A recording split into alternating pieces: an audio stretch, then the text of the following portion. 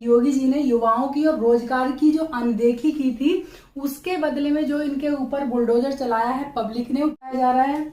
इसका आंसर यही है कि इससे ज्यादा भी हो सकती है, कम नहीं है, क्योंकि उत्तर प्रदेश। नमस्कार, स्वागत है आप सभी का हमारे चैनल पे। आई होप आप लोगों की तैयारी बहुत अच्छे से चल रही होगी। इस टाइम तो आप लोगों को खबरें मिल रही हैं शिक्षक भर्ती के बारे में, तो इस टाइम आप लोगों को कहने की जरूरत नहीं है बिल्कुल भी कि आप अपनी तैयारी बहुत अच्छे से कीजिए या फिर बहुत अच्छे से कर रहे होंगे। जैसा कि आप सभी को पता है कि उत्तर प्रदेश में इस टाइम जो शिक्षक भर्ती है और सभी भर्तियां हैं वो इस टाइम रफ्तार पकड़ती दिख रही हैं। कारण एकदम स्पष्ट है कि जो पहले चुनाव से पहले योगी जी ने युवाओं की और रोजगार की जो अनदेखी की थी, उसके बदले में जो इनके ऊपर बुलडोजर चलाया है पब्लिक ने, वो बहुत अच्छा किया है। तो उससे थोड़ा सा इनको सबक मिला है, तो इन्होंने सबसे कह दिया है जितने भी विभाग हैं सब में कि भर्तियों का ब्यौरा दिया जाए, जो खाली पद हैं। स्पेशली यहाँ पे बात करेंगे शिक्षक भर्ती की, सभी प्राइमरी की भी करेंगे, जूनियर की भी और दूसरी की भी। जो बच्चों के प्रश्न आ रहे हैं कि यूपी टेट पहले होगा या सुपर टेट, या फिर एग्जाम डेट कब आएगी, जो यूपी टीजीटी पीजीटी का बचा हुआ है, और बेसिक में कितने पद खाली हैं और प्राइमरी में कितने पद खाली हैं, सभी चीजों की यहाँ पे बात करेंगे। आप सभी को पता है कि चुनाव से पहले कितना ही सबने कह लिया कि आप खाली पदों का ब्यौरा दे दीजिए, लेकिन इन्होंने साफ मना कर दिया था कि जो छात्र शिक्षक अनुपात है बराबर है, कुछ भी नहीं है, लेकिन पब्लिक ने बराबर कर दिया है छात्र शिक्षक अनुपात। अब उनको मजबूरी में भर्तियां देनी पड़ेंगी। तो सबसे पहले बात करेंगे, देखिए यूपी टेट पहले होगा या फिर सुपर टेट। सबसे पहले देखिए यूपी टेट ही बनता है, क्योंकि बहुत सारे छात्र हैं जो यूपी टेट का वेट कर रहे हैं। तो सबसे पहले यूपी टेट ही कराया जाएगा, उसके बाद सुपर टेट। और टीजीटी पीजीटी एग्जाम डेट का मुझे नहीं लगता कि आप लोगों को इस बारे में पूछना चाहिए कि डेट कब आएगी।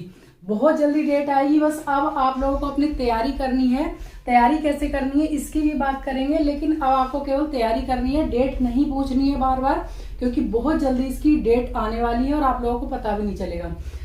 अब बात करते हैं बेसिक में कितने पद खाली हैं। तो बात की जा रही है इसमें 80,000 की, है ना, कि इसमें 80,000 पद खाली है। लेकिन इसमें सच्चाई कितनी है, क्योंकि कोई भी ऑफिशियल नोटिफिकेशन नहीं है, कोई ऑफिशियल जानकारी नहीं है, केवल अनुमान लगाया जा रहा है, क्योंकि इतने सालों से कोई भी भर्ती नहीं आई है। तो अब तक जिस तरह से पद खाली होते हैं, जैसे रिटायर होते हैं या फिर पदोन्नति होती है, उसके हिसाब से इनका अनुमान लगाया जा रहा है कि 80,000 से अधिक पद खाली हैं बेसिक में। ठीक है, बीएड वालों के लिए कितने पद खाली हैं, मतलब जूनियर में कितने पद खाली हैं, तो इनका भी केवल अनुमान ही लगाया जा रहा है। कितना लगाया जा रहा है, 50K।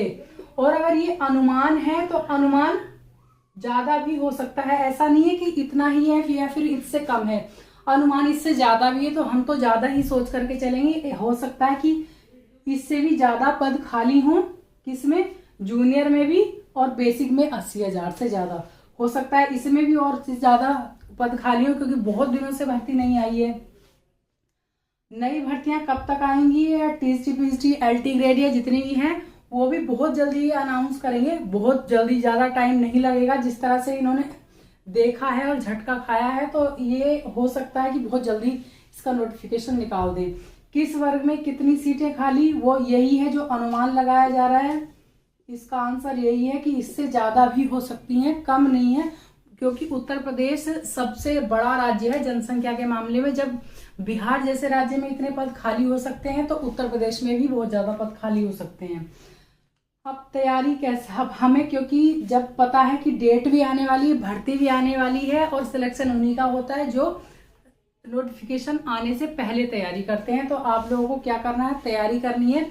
जो 2022 वाले हैं टीजीटी पीजीटी वाले, उनको क्या करना है, अपना सिलेबस अच्छे से तैयार कर लेना है। वैसे हो सकता है कि सभी ने बहुत अच्छे से तैयार कर लिया हो, अगर नहीं भी तैयार किया है तो आपको क्या करना है, पहले तो सिलेबस अपना देख लेंगे पूरा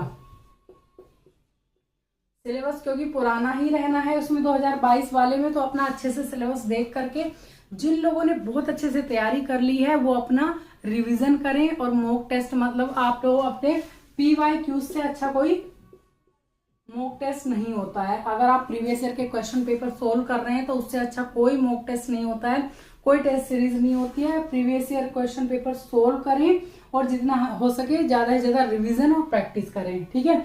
और जिन्होंने अभी तक 2022 वालों को लग रहा है कि हमने तैयारी की थी बहुत अच्छे से, लेकिन हम भूल चुके हैं, तो एक बार फिर से अपना जो सिलेबस है उसको उठा करके देखिए, A to Z पूरा, मतलब डिटेल्ड सिलेबस आप उठा करके देखिए, उसको देखिए कि क्या क्या चीजें ऐसी हैं जो आपको लग रहा है कि अभी आपकी तैयार नहीं हुई हैं या फिर तैयार करने की हमें जरूरत है, तो उसको अच्छे से तैयार कीजिए। फिर उसके बाद उस टॉपिक से एक एक टॉपिक तैयार करके फिर उसके कम से कम 15 से 20 क्वेश्चन टॉपिक के बाद ही लगाते चले जाइए, और ये आपका रिवीजन भी होता रहेगा साथ में और तैयारी बहुत अच्छे से हो जाएगी। तो सबसे पहले आपको अपना सिलेबस देखना है बहुत अच्छे से, फिर उसके बाद टॉपिक वाइज जो टॉपिक आपका तैयार नहीं है उसको डिवाइड कीजिए टॉपिक वाइज। घंटे वाइज कभी भी आपको नहीं करना है कि कितने घंटे पढ़ना है, आपको टॉपिक वाइज अपना सिलेबस कंप्लीट करना है, तो आप लोगों की तैयारी बहुत अच्छे से हो जाएगी।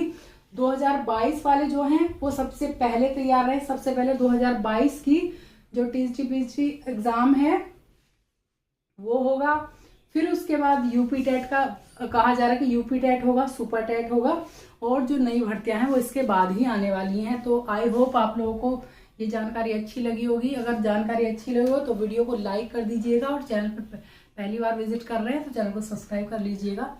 Thank you so much.